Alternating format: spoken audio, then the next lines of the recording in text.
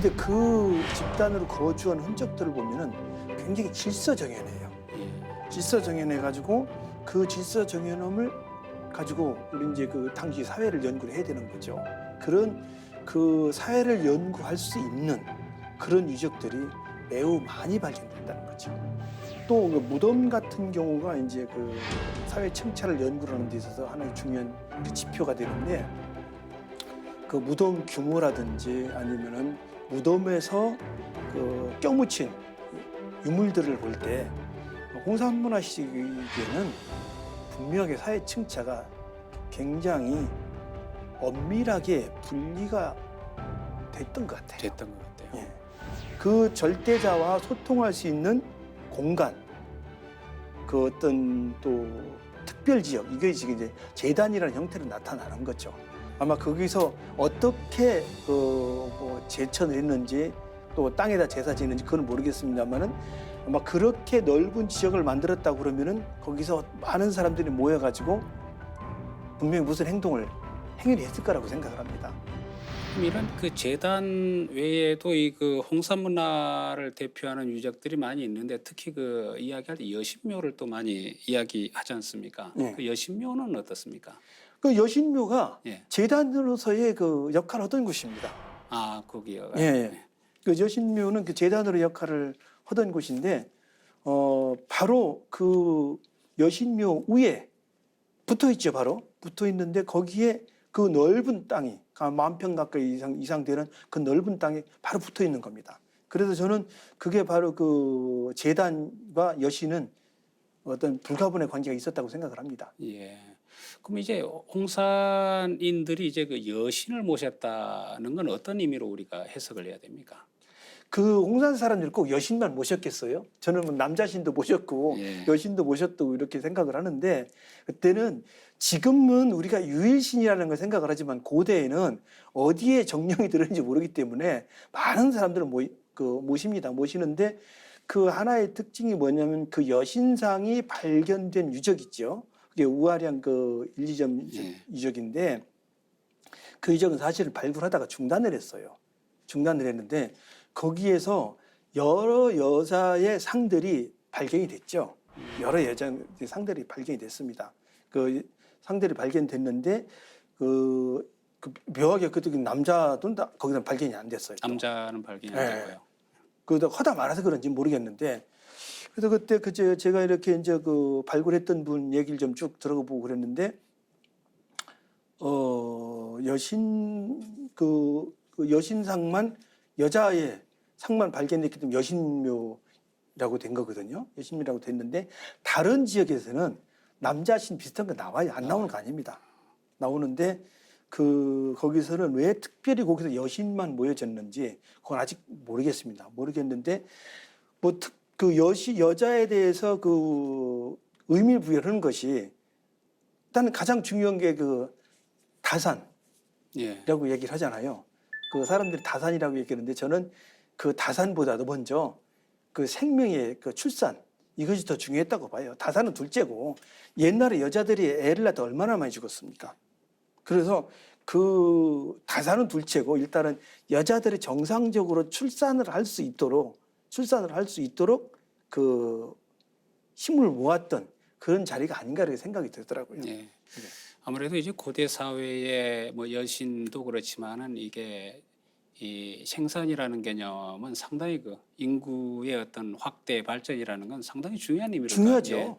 갖고 있죠. 예. 예. 더더군다나 홍산 문화가 분포했던 그 지역은 기후 변화가 굉장히 변화무쌍해서 예. 그 여성들이 살기가 어려운 지역입니다. 그 지역들이. 예. 여자들이 가장 무서운 거는 추위거든요. 추위인데 홍산 문화 그 지역은 날씨 변화가 9월만 넘어가면 언제 어떻게 변할지도 모릅니다. 그러니까 낮에는 한 30도, 37, 8도 올라갔다가 갑작스레 저녁 되면은 영하로 떨어지는 경우도 있거든요. 예. 제가 이제 그런 경우 몸도 겪어봤는데 이거 낮에 한 40도 올라갔다가 저녁 때 갑작스레 영상 6, 7도로 떨어지고 그렇게 되면은 정상적인 사람도 감기에 걸려서 이튿날 콜록콜록거리고 다니는데 여자들은 그 신체적으로다가 남자보다 그 굉장히 약하거든요.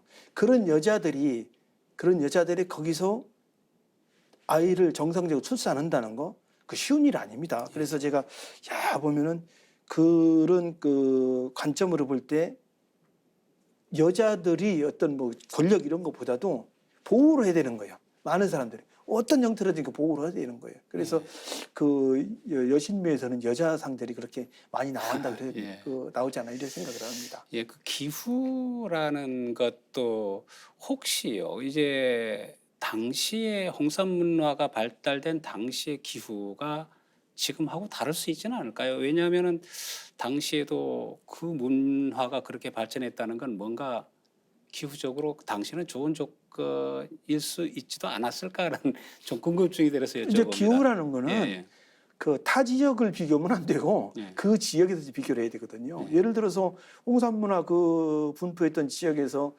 동쪽과 서쪽의 기후가 달라요. 동쪽과 서쪽과 기후가 다르고 그렇기 때문에 그 지역에서 보면은 그 지역과 이제 기후 비교를 해볼 때 적어도 지금 기후보다는 그때 홍산 문화 시기가 기후가 더 좋았던 것 같아요. 좋았다. 특히 후기에. 예. 후기에는. 그리고 강수량이 이제 400mm 이상 됐던 것 같고. 그런데 그 기후대를 갖다가 극복할 수 있는 거. 지금은 이제 연료가 있으니까 극복이 됐죠. 그런데 그때는 그게 이제 안 되니까. 그렇죠. 그때는 안 되니까 여자의 출산력. 예. 이게 그 홍산 문화뿐만 아니라 그 지역 문화를 무너뜨리느냐 안 무너뜨리느냐 가장 그 결정적인. 그 지역 주변 지역하고도 기후가 달랐다라는 것은 어떤 그 홍산 지역이 갖고 있는 지형적인 특징 지형적인 때문에 특징이죠. 지형적인 특징이고 예. 해발 고도가 몇백 미터냐에 따라서 그 차이가 있고 그렇게 하고 그 중간에 어느 정도 큰 산이 있느냐 없느냐 이제 그게 그 기후대를 나누는 데 큰 근거가 되죠. 예. 그래서 많은 그 건축물을 보면은 이제 건축물을 보면은 홍산 문화 서쪽의 건축물과 동쪽의 건축물 달라집니다. 예. 그게 달라지는데 우아량이라는 그 지역 있잖아요. 그 지역은 보면은 그 중간 교착 그 지대에 있어요. 그러니까 서쪽과 동쪽이 딱 만나는 지점이 있거든요. 만나는 지점이 있는데 거기에 보면은 이제 그 굉장히 그 돌들을 그 만들어 가지고 돌들 가공해서 만들어서 이제 그 우아량 유적이라는 걸 만들거든요. 우아량 그 유적을 만드는데 그 우아량 유적은 지금까지 발견된 무덤만 해도 약 20기 정도가 됩니다. 대형 그 무덤들이 한 20기 정도가 되는데 그 중에 이제 발굴된 것도 있고 발굴 안 된 것도 있는데 앞으로 더 발견이 될 것 같거든요. 발견이 될 것 같은데 그 유적은 신성구역이었어요. 그 우아량 유적 범위 내에서는 주거 유적은 거의 안 나옵니다. 주거 유적은 거의 안 나오고 무덤 유적과 제단 유적 이들을 주로 분포하거든요. 그래서 그냥 이제 우리가 하는 얘기로도 이게 혹시 신시 아닌가 그냥 저는 운석하면 그런 생각도 하는데 참 특이한 구조였어요. 그래서 저는 그 신전구역이라고 얘기를 하는데 신전구역이라고 얘기를 하는데 그 다른 그 지역에서는 볼 수 없는 그런 묘한 그 지역입니다. 사실 그래서 우아량 유적과 동산 지역이 또 이렇게 멀리 떨어지는 것도 아니에요. 거의 이제 객좌하고 객좌현이랑 그 동산 지역이랑 객좌현 동산 지역과 우아량 유적으로 직선 거리로 불과 한 30km 정도 될까요? 하는 그런 유적인데 물론 그 동산 지역 주변에는 홍산문화 다른 유적도 있지만은 우아량 유적 전체는 그거는 전혀 다른 성격을 가지고 있습니다. 그거는. 예, 신정구역. 예. 그 글을 읽다 보면은 그 홍산문화 유적과 유물에서는 그 폭력과 무력을 사용한 흔적이 확인되지 않는다는 이런 그 이야기도 있는 것 같은데 그건 어떤 내용입니까? 그게 대부분이 그 무덤에서 엄청나게 폭력이라는 것이 존재한다라고 할 때는 그 주검에서 이 상처 같은 게 많이 나거든요. 그런데 그런 게 잘 안 보여요. 안 보이는데 다만 그 순장이라는 것이 있어가지고 그게 이제 사회 폭력성이라든지 이런 것이 존재한다고 볼 수 있는데, 근데 가만히 보니까 그 순장조라는 것이 자기들이 원해서 순장되는 경우가 있어요. 그러면 그건 폭력성이 아니거든요. 예를 들어서 고구려 시대 때 동천왕 있잖아요. 동천왕이 죽으니까 수많은 사람들이 그 동천왕을 그 따라가기 위해서 순사라는 경우가 있어요.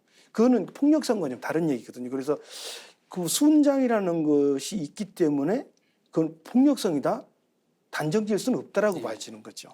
그 때문에 그 폭력성이라는 걸 보여질 때 가장 중요한 거는 시신에서 어떤 제3자가 가격을 해가지고 죽었다든지 이런 것들을 보여야 되는데 아직 그런 것들이 발견되지 않았다는 거죠. 아, 예. 예. 그거 참 묘한 겁니다. 그거. 예. 예. 상당히 좀 궁금하네요, 그게. 예, 저도 그래서 거기에 대한 연구는 좀 진행이 돼 있는가요? 아직은 안 돼 있는데 예. 제가 이제 그 안타까운 거는 80년대, 90년대 그 우아래양 유적에서 나왔던 많은 인굴들이 어딘가에 수장이 돼 있는데 전체적으로 그런 그 스크랩체 현상 이런 것들은 연구가 아직 되지 않은 거로 보고 있습니다. 그래서 그 유골들을 다시 한번 연구를 해보면은 그런 현상들이 보이지 않나 좀 확인되지 않을까 하는 그런 그 막연한 기대감도 있는데 그건 뭐 중국 학계에서 연구를 해줘야 되는 그런 거죠.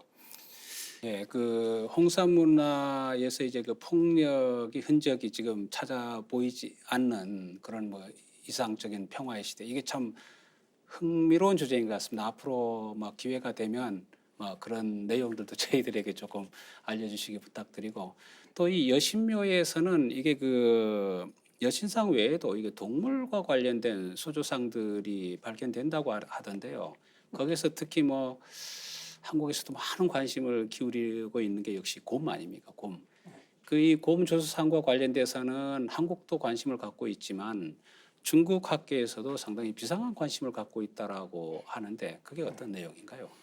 그 뭐 거기에서 이제 곰 말에 턱뼈도 나오고 또 곰발 포조상도 나오고 그러니까 이제 그 사기에 나오는 유흥 씨와 예. 그 중국 학계에서 유흥 씨와 연결을 시켜가지고 이제 자기들의 그 문화다 이렇게 이제 해석을 하는 거죠. 뭐 그거야 뭐 당연히 그럴 수 있는 거고 더더군다나 유흥 씨라고 그래가지고 곰 얘기가 나와버리니까 얘기를 하는 건데.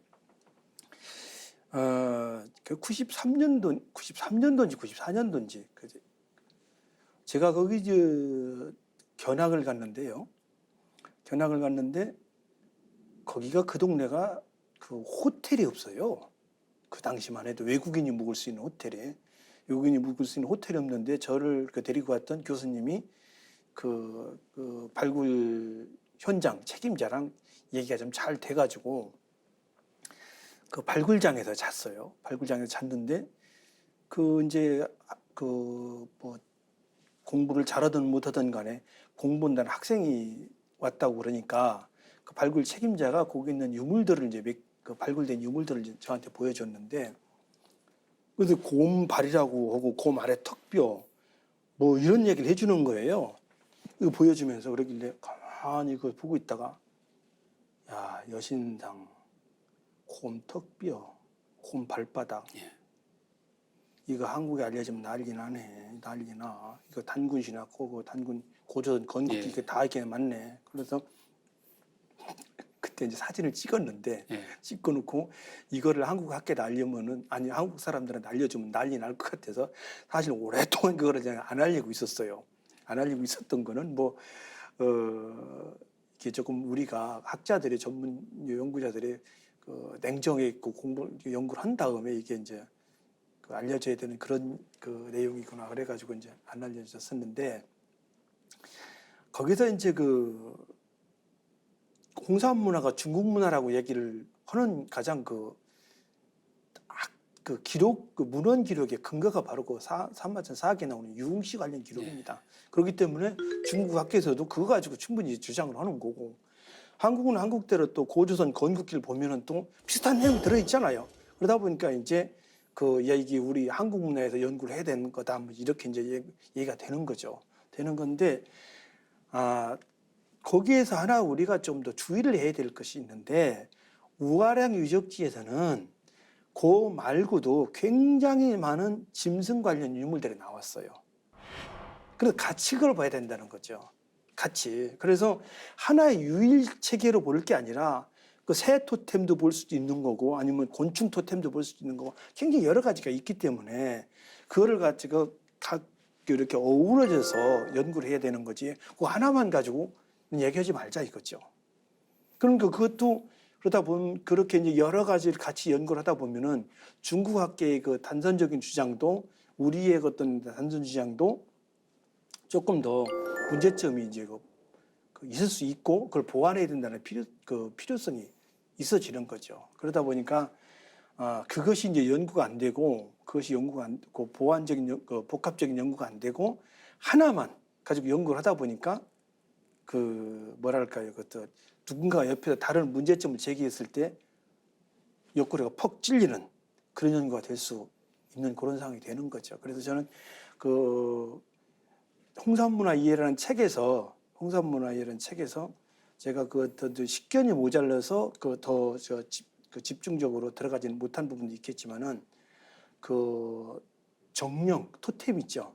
애니미즘과 토템이 같이 연구가 돼야 되는 것이 홍산문화다 하는 생각을 지금도 해요. 그래서 앞으로 그 홍산문화 이해 그 증거판이 나오게 되면은 그쪽 부분에 대해서 조금 더 깊이 연구를 이제 해볼 필요성이 있지 않나 이렇게 생각을 하고 있습니다. 예, 그 교수님은 이제 사실 우리 학계도 간간히 이제 볼 수 있는 곰 토템을 갖고 네. 연구하는 것, 어떤 분은 또 이제 새 토템을만을 대상으로 해서 연구하는 것, 이것보다는 이제 종합적으로 고찰을 해야 된다. 그렇죠, 이 그렇죠. 숲을 봐야 된다. 이제 나무 하나를 갖고 이제 평가하기보다는 아예 그거 상당히 그 좋은 그 내용이 될 것 같습니다. 그리고 이제 그런 연구가 빨리 조금 진행이 돼서 홍산문화를 제대로 알 수 있는 기회를 좀 가졌으면 좋겠습니다. 예, 그래서 홍산문화 연구라는 게 우리 이제 그 전공 이름이 융합고고학, 그 융합이라는 이름을 붙였는데 고고학이라는 것은 이제 발굴하고 유물을 분류하고는 그런 그 기초적인 단계를 지나면은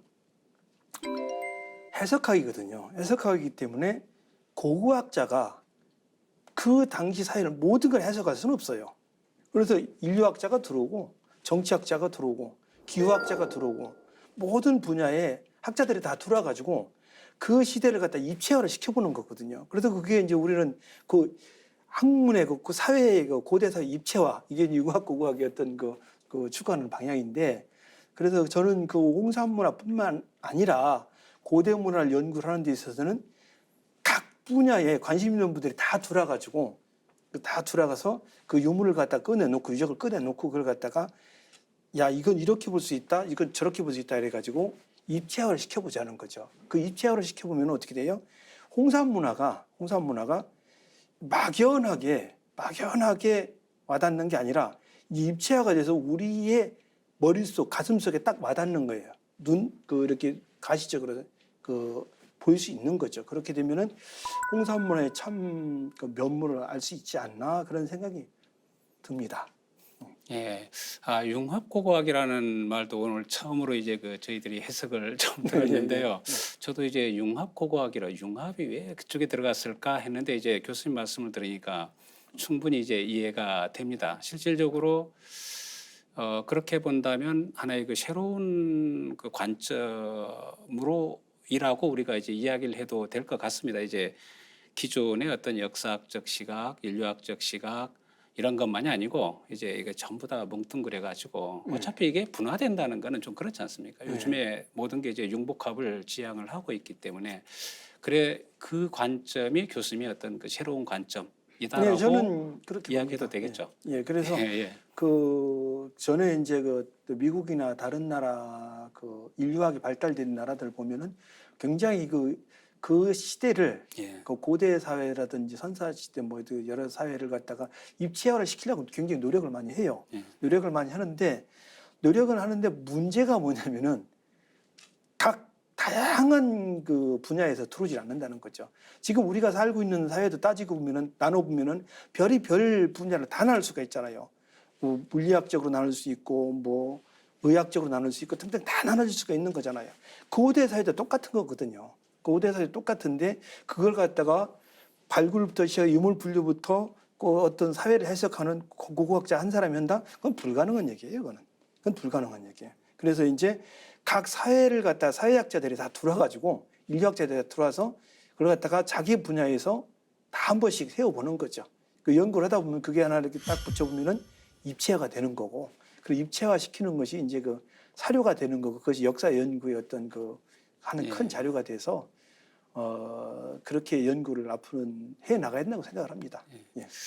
그래서 이제는 조금 저도 이해가 되는데요. 이제 어떤 뭐 기자가 교수님에 대해서 인디아나 존스, 한국의 인디아나 존스라고 이제 그 별칭을 그 붙였더라고요. 예. 이제 아무래도 이제 고고학을 하면서도 뭔가 이제 전부 다 뭉뚱그려 가지고 하는, 종합적으로 이제 보는. 근데 그 한국의 인디아나 존스는 마음에 드십니까? 아니, 뭐 그냥 그 과분하죠. 과분한데 제가 이제 답사를 다닐 때 어떤 답사단의 그 경제적인 여유가 있으면은 전혀 다른 분야의 그 전공자를 한 분을 모시고 갑니다. 그런 예를 들어서 뭐 물리학자를 간다든지 경제학자를 간다든지 경제학자가 이제 간다든지 그러면은 그걸 갖다가 설명을 그 유무를 보여주면은 자기 분야에다 다 해석을 해요. 자기 분야에 대해 해석을 해가지고 이건 이렇다 저렇다 뭐 이 얘기를 다 하거든요. 그렇게 되면은 이제 그게 그 다음에 이제 그 사회를 해석하고 그 사회에 어떤 입체화를 시키는데 굉장히 큰 도움이 되죠. 그 도움이 돼서 아마 그 기자도 예. 그런 입장에서 이제 저랑 같이 답사 다니던 그 분야 뭐 부친 이름 같은데 앞으로 뭐 그렇게 해서 계속 더 연구를 할 생각입니다만. 예. 예. 네, 지금까지 복기대 교수님을 모시고 홍산 문화에 대해서 말씀을 나눠보았는데요. 홍산 문화의 묘제, 여신묘 이러한 실체를 밝히는 것은 동북아 고대 역사의 참모습을 밝히는 데 상당히 유용한 일들이 될 것 같습니다. 다음 시간에는 이 홍산 문화의 유물에 대해서 알아보는 시간을 갖도록 하겠습니다. 예, 교수님 감사합니다. 네, 고맙습니다.